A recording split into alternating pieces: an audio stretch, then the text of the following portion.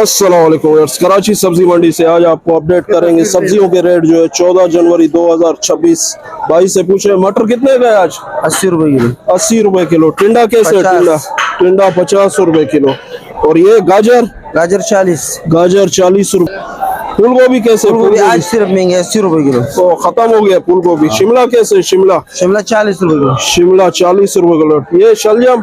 शलगम 40। शलजम 40 रुपए किलो। भाई ने अपडेट कर दिया। खीरा कैसे? खीरा 70 रुपए किलो। खीरा 70 रुपए किलो है। और ये लौकी? लौकी अच्छा वाला 100। अच्छा वाला 100 रुपए। ये गुजारे हुए। करेला कैसे? करेला 160। करेला 160 रुपए किलो। बैंगन? बैंगन 40 रुपए। बैंगन 40 रुपए किलो है। ये लहसुन भी आपका है? लहसुन उसके लहसुन 400।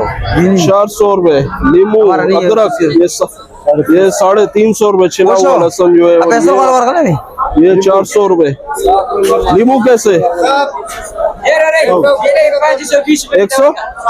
160 रुपए। ये भाई ने अपडेट कर दिया कराची सब्जी मंडी से। आप सब्जियों के रेट और जो है अदरक लहसुन नींबू लाइक शेयर फॉलो कमेंट जो है जरूर।